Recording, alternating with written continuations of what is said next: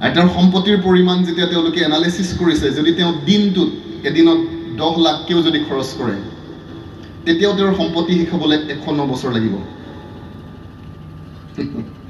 এদিনত যদি 10 লাখ টকা খতম কৰে, তেতিয়াহ'লে তেওঁৰ সম্পত্তি শেষ হ'বলৈ 109 বছৰ লাগিব। তেতিয়াও তেওঁ কৈছে আৰু অলপ লাগে। গতিকে আমাৰ যি হৃদয় হয়, বাইবেলে কৈছে যে heart is the most deceptive thing. আটাইতকৈ চলনাময়ী আমাৰ হৃদয়। আমাৰ নিডছ, আমাৰ প্ৰয়োজন কেতিয়াও পূৰা নহয়। আমেন।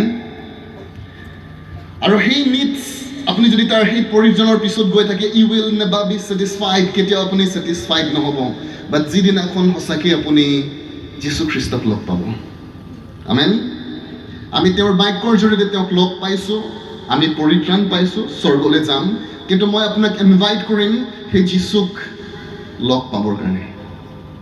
যিদিনাখন আমি তেওঁক পাৰ্চনেলি লগ পাওঁ, আমাৰ জীৱনৰ গতি, আমাৰ আইডিয়াছ, আমাৰ চিন্তা সকলো পৰিৱৰ্তন হৈ যায়।